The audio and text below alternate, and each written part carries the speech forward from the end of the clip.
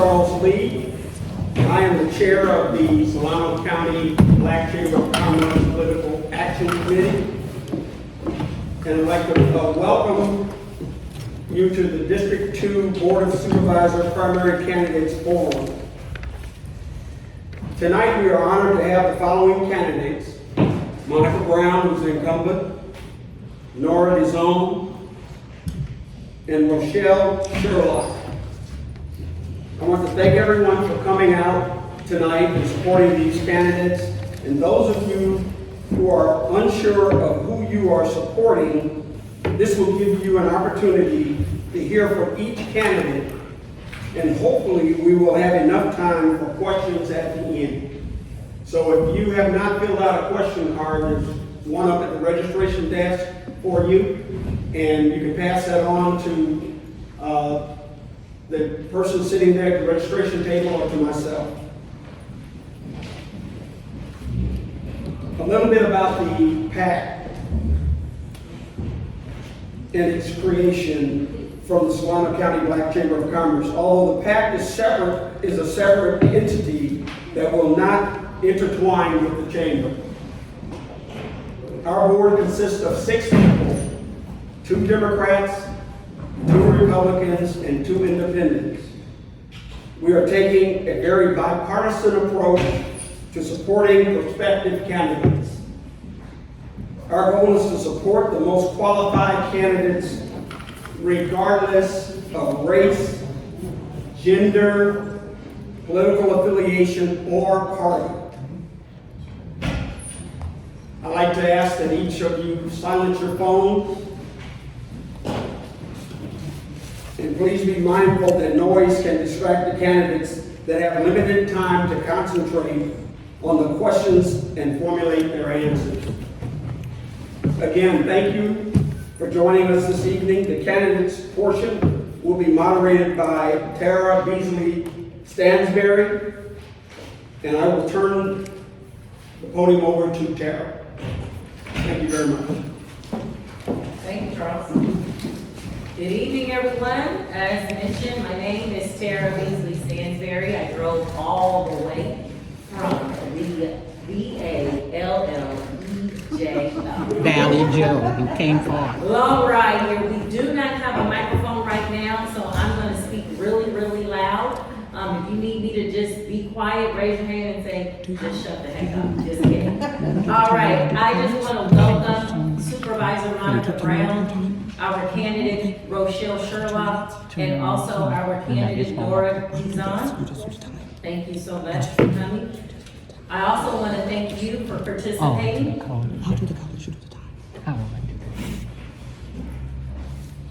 So we're going to go over just the game plan tonight, also known as the rules. So for our audience, as Charles mentioned, please make sure to silence your phones so it doesn't distract our candidates. Candidates, you will have 2 minutes to reply to an initial question, and 1 minute for the remaining candidate to respond or to refute the initial answer. Does that make sense? All right.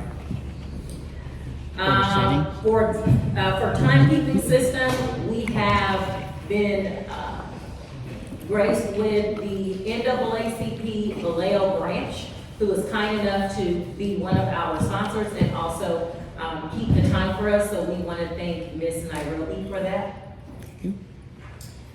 So green means go, and you have 2 minutes. Once you see the yellow sign, I was wondering what that was, because I'm looking right there and it's orange on your video. Well, Never mind. look here. all right, and then yellow will, that signal lets you know that you have 1 minute remaining. We all know what red means. It does not mean stop today. It means wrap it on up. You've got 30 seconds. All right.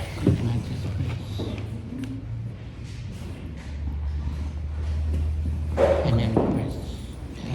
Just wait for the questions to open up. Again, I just want to welcome everyone to the Solano County Black Chamber Political Action's inaugural Candidates Forum. First question. Ms. Nora Dizon, you have 2 minutes.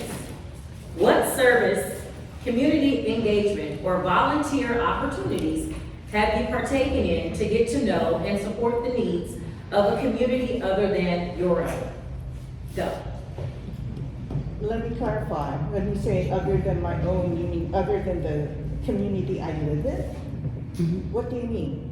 So that question is whatever your community means to you. So that can be where you live, where you worship, who you worship with, in addition to friends, family, different groups that you participate in. That's your community, whatever you make it. Okay. All right, so I think you're asking what my involvement is with my community, and I've been involved with my neighborhood since 1990 with the Neighborhood Watch program to begin with. I've been doing that, been doing the Neighborhood Watch community program or gathering, National Night Out, since 2015 at the Cordelia Community Park. I've been involved with the community in as far as following the various developments in our area, and I stay in touch with everybody that is interested via Facebook, Nextdoor, etc., and a lot of stuff with the police department. That's it. Thank you so much. Rochelle Sherlock, you have 2 minutes. What background and experience do you bring that the other 2 candidates do not, that sets you apart and will aid you in your vision for our community? Thank you. I have 30 years in community service, starting as a youth counselor, working with nonprofits, parents and families and children in child welfare services. I also did county government services. I have worked in just about anything that you can imagine in the last 30 years, from seniors, violence against women, Solano Partnership Against Violence, a lot of senior kinds of issues, fall prevention partnership. I started the Green Valley Fire Safe Council, knew that we would be hit with catastrophic wildfire when the County Board of Supervisors was saying fire was not our business. And I started that, brought in $1.5 million in grant funds to reduce wildfire risks. I've brought in $6 million to create a program for transitioning from jail to community. I have donated and supported nonprofit capacity building, supported the chambers, been chamber members, very active in my community on so many different levels, fall prevention, mini medical school with aging. I was on the Measure P Oversight Committee with the City of Fairfield, the Measure J Oversight Committee with the school district and the Fairfield System School District. I have a doctorate at George Washington University in Human and Organization Development, and my experience working with boards and leaders and teams to, 1, reduce silos, build alignment and clarity around the direction that they're going, make sure that they're providing systems and structures to support employees to do their best work, to understand their impact and how they go ahead and develop outcomes and metrics to measure their progress. And I've brought that set of skills to the nonprofit world, and I've brought that set of skills to some of the work that I've done with government, and I have established directly, I either founded or co-founded over 24 community initiatives or collaboratives here in Solano County alone, let alone all of the nonprofit volunteer work that I did abroad. I did a lot of international development work pro bono to support microfinanced rural farming families so that they could go ahead and gain economic security. Thank you. Michael Brown. How would you handle a situation where your personal values and beliefs conflict with those of your constituents?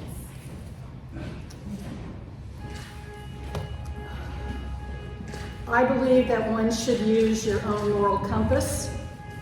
And I was trying to think of an example where that has happened, because I tell everybody I have the best district, like 90% of us feel the same way on everything, so I really haven't had to do that. But I truly believe that what you need to look at is when you vote up on the dais, ask yourself how much of your soul did you have to give up, and how much of your moral values did you have to give up. And because I think if you use that as your compass, That is, you are basically, what you have the same moral structure as basically everybody that I see out here. And so I really have not had to do that. So may that not ever be something that I have to do. But you only need 3 votes to make something happen on the Board of Suits. So. Where does rebuttal come in? 1 minute rebuttal for each. So Ms. Sherlock, you have a rebuttal? I have. Ms. Dizon, will you have one as well? Sure. We're gonna go with Sherlock, because she's first. So we'll go in the order of who raised their hand first for any rebuttal. Timekeeper, let me know. You will do. Okay, so I begin? Not yet. Okay. We're ready. Go ahead.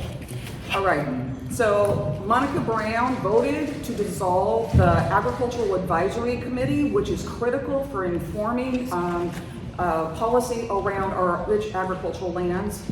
She voted to dissolve the Solano Partnership Against Violence, the Alcohol and Drug Advisory Board, at a time when opioid deaths and addiction is a major issue for our community. Also the Historic Records Commission. So there's an example of where you espouse democracy and inclusion and then yet shutting down public voice. In addition to that, 30 seconds after. Go ahead. oh, okay. In addition to that, she actually promised that she wouldn't take a salary. She's taken a salary. She went ahead and voted to support broadband in Vacaville and Dixon, voting to write a letter to oppose the city of Vallejo from applying for broadband, and therefore going against the very district she's supposed to serve. She's supposed to be an advocate for this district, and she has not been an advocate for this district in the ways that we really need her to be.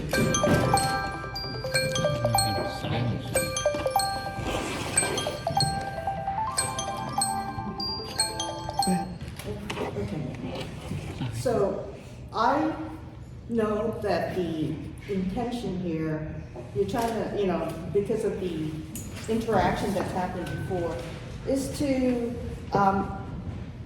focus on, let's say, quote unquote qualifications or whatnot. For me, this is about trust. This is about the voters being able to vote for someone who's going to look out for their benefit. Because the problem that we're having is that we get people elected to office and then they make decisions that are not good for the residents. I think that if you are someone who is who will look out for you, take no endorsements, no campaign contributions, that's me.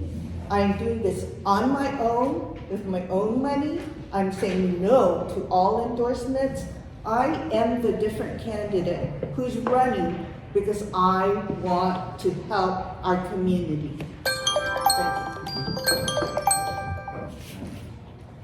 Thank you.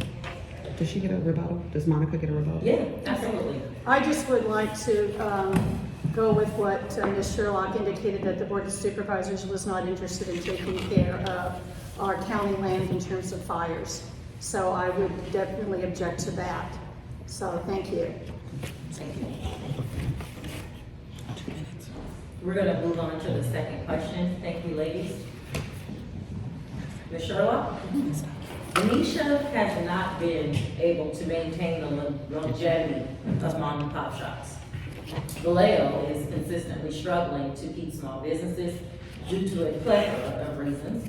And in the Cordelia area, you see very few, if any, small businesses that are thriving. What will you do to help restore the dream of small business ownership in these areas that seem to be getting phased out?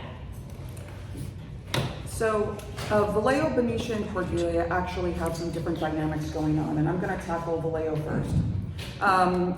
We just kind of on a global level, we know that some of the trends are to shop online, and so that's definitely hurting small businesses.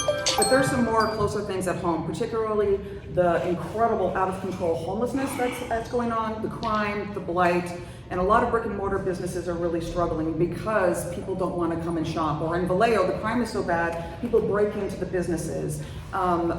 Really well-established businesses that are providing wonderful things like Provisions, for example, has been broken into multiple times. And why they continue to stay in Vallejo is a blessing. As far as Benicia goes, I think that the Benicia Main Street Association is doing a phenomenal job. I think what we have to do is we have to champion economic development across the county that will positively impact all of the cities, support those small businesses, support the associations that are already doing a lot of that work. You know, the county doesn't tell the cities what to do, but one of the things on the county side is we have to remove any administrative barriers that are making it more difficult for businesses to thrive. So if it's applying for permits, if it's kind of getting the kinds of support that they need, we need to reduce those barriers, identify them and reduce them to help those small businesses thrive. I personally have been a big advocate of small businesses, promoting them in my magazine. I actually go and will just promote them all over the place. I do a lot of chamber events to support those small businesses. And I think we need to continue to do those things. But crime, also in Cordelia and over in Business Center Drive, there's been a lot of crime over there. So crime is a problem. People's cars get broken into, and we have to really make sure that we're taking steps in partnership with the cities. We have to partner with the cities and the state to address crime and to address the epidemic of homelessness that we're all facing here in our county. Thank you. Is there I'm going to move on to Ms. Dizon. Economic development is essential for the prosperity of any district. How do you intend to attract businesses and create job opportunities within District 2? Additionally, what plans do you have to support local entrepreneurs and ensure a thriving economic environment for the community? Okay, so, yes, the crime issue is something that is huge, and it's not something that anybody has a magic wand and is going to finally change things back to where they were before. It's going to take a lot of effort to get there, but that is really a key thing. People don't want to go out and spend their money if they're being, if there are crimes happening all the time. They also don't want to be there if the homeless people are there. So what you're asking is actually really difficult because it's going to take a lot of effort, a cumulative effort, to fix our situation, get back some law and order. We also have a problem where less expensive or effective programs that help the homeless are kind of being attacked by government. We need to support these churches and these other organizations that are really actually doing a good job instead of trying to attack them. You know, a lot of times government goes for the programs that, cost a lot of money. And it is to, I'm sorry, was that 30 seconds? 1 minute. And so what happens is you've got ineffective programs that are getting this bigger budget. You don't see really any huge progress. And you've got pastors, other organizations who are hungry to help, but don't get the support. And like I said, not only not get the support, but they get actually attacked by politicians who would prefer a different program. So, might not be the exact answer you wanted, but that's what needs to happen first.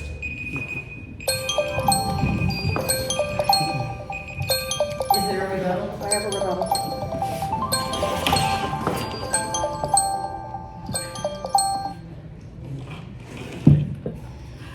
All right, thank you. So listen, we have big challenges here in this county. And some of those challenges are housing affordability. We have crime issues, we have homelessness issues. We need to support our economy. All of those are the top 3 of my priority list, by the way. And what that means is that in part, we have to focus on having some housing development. We absolutely need to build more houses. Nora is pretty much anti-development. Now, I agree with her in many ways. We need infrastructure for the development. Absolutely, that's important. But when we start thinking about all the people that can't even afford a place to live here in Solano County, when we think about how small businesses are actually supported, part of the way they're supported is by having a resident population with people who have good paying jobs, who can live there and have a level of security, who can frequent those establishments and really create thriving downtowns and communities of business. So we have to look at this as a system, and we have to look at all the levers of that system and make decisions. And so for me, just as a qualification, for development purpose, economic development, as well as housing development, it needs to be smart growth principles. It needs to be centered in the urban cities and around transit as much as possible. And I think together we can get there. Can I use your phone? This timer's not working properly, please. Is that possible? No, you might. Oh, can I? Okay, turn yours off completely. Just use it as a stopwatch. So then you go stop. Yes. Watch. Stop. Reset. Yeah, I know how to use this. Is it on silent? Yeah. Perfect, thank you, we're ready. Is yours completely off? Okay, thank you. Off. Okay. It's jingling, okay. Okay, let us know. She has one to go. We're ready. Thank you. All right, I want to clarify. I'm not against housing, but we need to have adequate infrastructure to support the housing. So to give you an example, we've got apartments that are being approved where there's no more school capacity. We've got young couples who bought homes and realize now their kids can't go to the local school. I mean, there are a bunch of other traffic issues, etc. We need to address that first. Now, yes, I agree, we need housing, and we need affordable housing. What's happening now is a manipulation of the rules so that they use the term affordable housing, but really what they're doing is marketing. There's no affordable housing being built in our area. We need affordable housing. Agree with you 100% on that. That's it. Now, Ms. Brown. Yes. Another economic development question. As our sitting supervisor, can you let us know how you've been able to work with the cities within your district on building the economic development and vitality within that community during your tenure? I want everybody to understand that the county, we don't build homes in the county. That was decided a long time ago when we decided that we would have urban limits. So just FYI for that. The key would be, and I'm going to use the part of Cordelia, the part of the unincorporated area in Cordelia where, like Erickson's Ranch, and we grow alfalfa and we grow all that kind of stuff. That to me is that we need to make sure that the city of Fairfield does not annex that. The same thing with Mancus Corner, that technically that's in Wanda Williams' district, but it does come a little bit into my district and some of the stuff that they want to do, is that we need to ask ourselves, what is it that we're willing to give up? Because once you pave over ag, you don't get that back again. And ag is almost $1 billion in Solano County. In fact, tomatoes is number one, and we have in the tomato area a Campbell's soup that when you're looking at your Campbell's soup, that was fresh 4 hours ago from being picked, processed, and now it's your soup. So the key would be to make sure that we do not have anything that's incumbent, but everybody needs to understand that if we take and undo what was worked on, and I think Benicia last election cycle re-upped for the next 20 years their open space, that if you want to build, and it needs to be affordable homes, and affordable homes does not mean a McMansion like they're doing at Red Top over by Rodriguez High School. It needs to be like 3-bedroom, 1-bath like we have over by Robert Semple. Homes that we built way back when that might be 900 square feet. And then you work your way up into as your purchasing power increases. So we need to look at that. There's also things that you can do for affordable housing. You need to have them deed restricted. You can have a 50-year mortgage. There's different things that can be done. And we're working on that with Habitat for Humanity in my district. Hopefully in springtime, we'll have 3 new families involved. over on Woolner Avenue. So I'm excited over that. Thank you so much. Do I have a rebuttal? It's not a rebuttal, but a response. Can I say something? So the question was, how do you partner with the cities, right, to help create economic development and vitality? Well, we have a mechanism for that. That's called Economic Development Corporation, first and foremost, right? That's taken a look in all the cities in the county, and we have a lot of different business partners that are coming together to take a look at what can we do to support economic development throughout the county. Monica Brown will not meet with the CEO of the Economic Development Corporation. You have to meet with people, you have to understand what the requirements are. What I will tell you is that the Economic Development Corporation, actually, they did a study called Moving Solano Forward. That study talked about the need for infrastructure improvements like power, energy, and yet what's happening is, and this is a place where it's important to get in and get involved, what I'm seeing things is a focus on philanthropy, which is nice, or a focus on nonprofit capacity building, but really, where's the infrastructure building for the energy that we need to attract and retain good businesses to help all the communities thrive?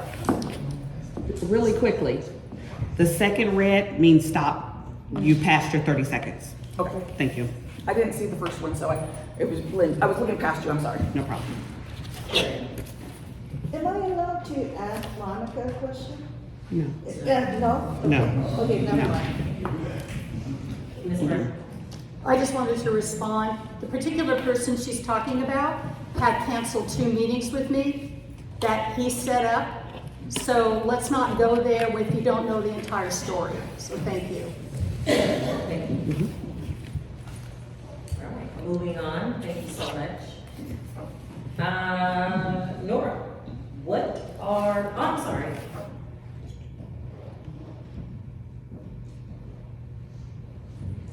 Ms. Brown, public safety is a top concern for many residents in District 2. How do you plan to collaborate with law enforcement agencies, community organizations, and stakeholders to ensure a safe and secure environment for residents? Are there specific strategies you propose to address crime prevention and community policing? So in the county, it's the sheriff's department that governs the county. So what I tried doing several years ago was to have an oversight board on the sheriff. Because if you go back to what happened on January 6th, we learned about 3%ers and the Proud Boys who happen to be people that are part of the sheriff's department. I could not get enough votes to have an oversight board. I know working with the folks in Vallejo that they did get Bonta to come by and 3 or 4 years ago, and they still have not met their challenge of the 45 indices of what they needed to work on, and he gave them more time. Benicia does a really good job in terms of hiring, and in my weekly newsletter, I do put out that information that if they're looking for fire or police or whatever. But right now, like anything else, and we know the economic issue in Benicia, is that there's only X amount of dollars that goes so far. So you are competing with others. But I'm very, very concerned with the fact that there needs to be accountability if you are a member of a police department. Any response to that? Will you guys shoot me if I have a response? You learn. Okay. Here's what I want to say. First of all, we have to look at what's happening at the state level, and we have to make sure that the Solano County is advocating for the kinds of state policies that are going to make critical difference for public safety. So there were some initiatives that were passed, like Prop 47, AB 109, that actually they were the right intentions, I would say. So the intention was to go ahead and reduce the population of people that were in jail and prison, that were put there because of discriminative practices, or maybe they were there because of an addiction, and to actually release them into the streets. The unintended consequence of that is we have a lot of people that were released back into the community. We don't have the level of services that we need: homelessness services, behavioral health services, addiction services, case management services, to deal with that population, and so those things commit to the crime. We also need to foster and support our law enforcement and having a healthy relationship with the law enforcement and the community, because the relationship has been fractured, and it's been fractured for some really important reasons, but we need to work on healing that, because there's a lot of good cops and we need law enforcement. Thank you.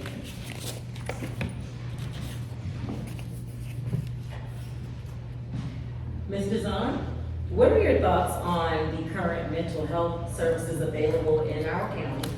And how have those services been able, this question is for Ms. Brown. Okay. You don't have to repeat it, keep going. And how have those services been made available to support the homeless? And if elected, again, re-elected, what would you change? So currently, about 2 or 3 years ago, we got a grant and we built a 16-bed mental health facility on Beck Avenue, so we didn't have the NIMBYism. And we also built a 16-bed board and care. If we can get another grant, we have enough land to build another 16-bed board and care. I serve on the Mental Health Advisory Board, which we have redone the bylaws to add into what the state is telling us to do, and we are now known as behavioral health. Embedded in that will also be drugs, because the state has finally figured out that maybe if you have mental health issues, maybe it also could be drugs. It could go together. Who knows what started what? So that's what we're working on.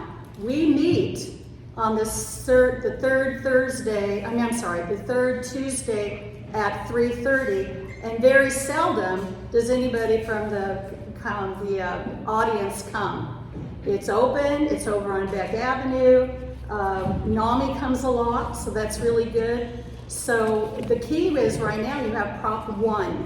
Now the reason I'm opposed to Prop 1 is because we will lose 15% of the $45 million that we have been given to help with mental health services, which is what I call the millionaire 1% tax. Now I know that many other people are supporting it, that's fine, but for me is that where's the money gonna come from when I have less money coming in? The other is that we do have different other services. Is that the first word? That's the first. We have other services, but like anything else, we need more for children. We don't have that. And part of it is that, again, it's always money. And remember, when money comes in, it comes in with strings. We don't get to actually spend it where we want to. It comes in with strings, and we have to be held accountable. But you guys are more than welcome to come to our next behavioral health meeting, and I will put that down. Thank you. Ms. Richardson. Say, yes. All right, I just want to comment that I was very happy to see that Salon County is doing this. So it's a huge problem. That's a start. At least something is happening. Kudos. If you ever want a tour, let me know. Okay. Thank you, lady.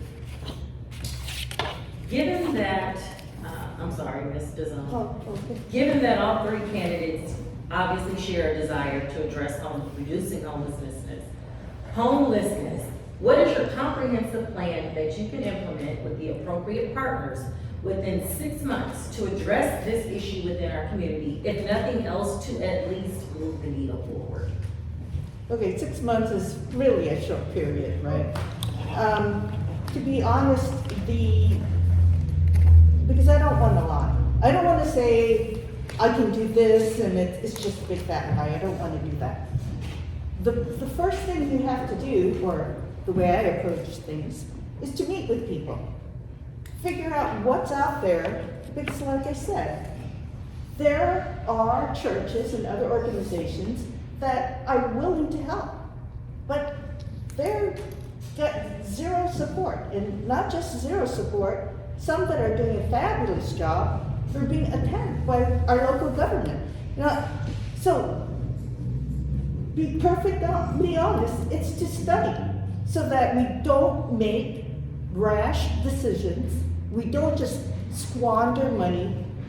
We try to study, realize what resources are out there, and see what kind of coalitions we can create in order to improve the homeless situation. There really are, like when I ran for city council, when I held my meetings, there were some pastors that came and said, we could do this, and this. And I said, well, I don't have the magic wand.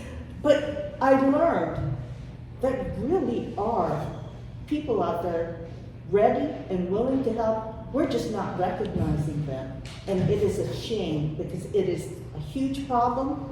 Let's do it properly though.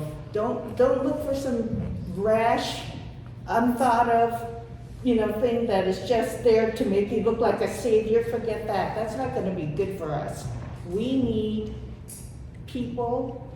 There are lots of people out there willing to help. Let's use them. Let's study. Thank you. Any response to Ms. Dizon's question? All right, moving on, as there is none.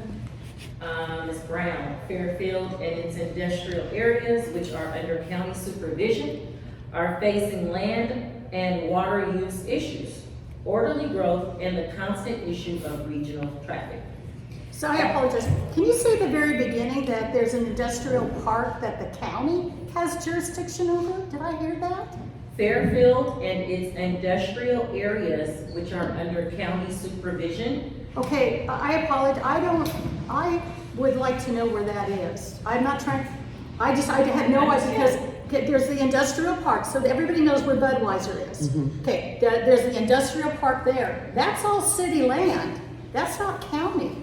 Okay, so we will go back and make that adjustment. Okay, I'm just. No, I understand. Okay. Thank you. Fairfield, which is under our county supervision.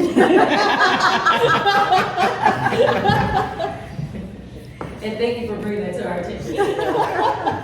We're facing land and water use issues, orderly growth, and the constant issue of regional traffic. As our city supervisor, what have you done to address these issues? So I'm not quite sure of the question, so I'll just go forward. The key is to make sure that you don't use up ag land because you want to put a house there. So those of you who have been around a long time, Cordelia Road, where Nelson Hill is, where that lovely alfalfa grows, that's where they wanted to put Rodriguez High School years ago. So think about infrastructure. So you always have to be on tune, and that's why you have to go to your city council meetings. So in terms of what I look at is if somebody is on a septic tank, is that taking the groundwater and is that contaminating it? And what would be a better way? And so there's different things that happen. So when you're on Business Center Road that turns into Sioux Valley, and we have the gentleman who used to own Jelly Belly, I voted against having him expand out because he wanted to put in a center to show all of his military stuff, because that's not where that should have happened. Now my understanding is he's going to go to Nuttree, and that makes much more sense because there is an infrastructure there. So I don't know if that is even close to what you're asking, but the question was kind of convoluted for me. So. You know, and I'm going to agree with you. So on that one, we're going to talk that one again this time around. So just what stays in the county stays in the county. All right. And I just want to clarify. Sure. This is our first forum, and so I appreciate your understanding. I really do. This is what you say For all of you. when you're a rookie teacher, because I taught for 39 years, is that you made that error to see if we were paying attention. Now that's right. There you go. That's right.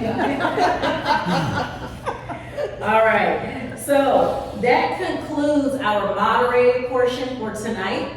Well, first, were there any responses? I'm sorry, I didn't want to overlook that. Were there any responses? No microphone. I'm just going real loud here. Are there any responses to the last question? Or will we be, I apologize for not remembering what was written down. Are we going to have like a 2-minute talking about ourselves kind of business at the end? Yeah. Yes. Okay, just want to make sure. Right now, absolutely. Right now, since this ends our moderated portion, we're just going to take a 5-minute break, if that's okay. And then we'll go into the candidate speech, your 2 minutes, and then we'll go into our questions from the audience. Okay. Does that work? That sounds good. Okay. For those of you that weren't here, we did bring microphones. We had a real bad feedback in this facility. Going forward in our next debate, we will have, because the system for the place.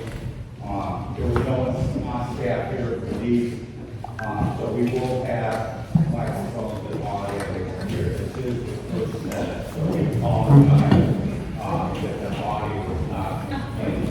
Okay.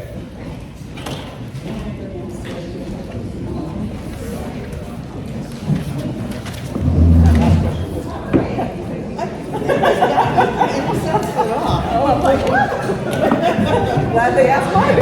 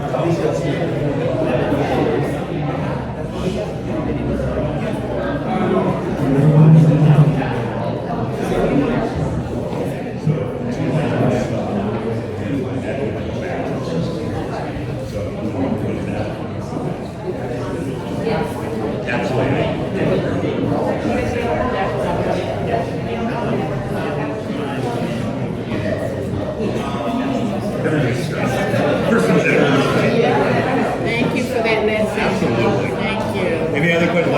Thank you.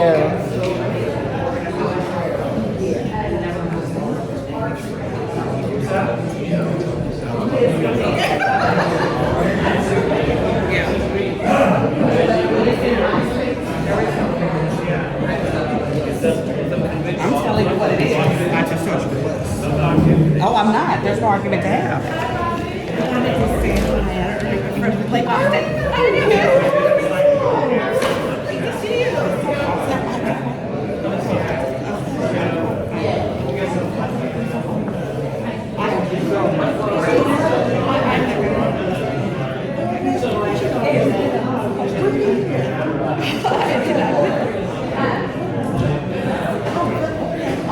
And here, I'll give you mine. I got that card.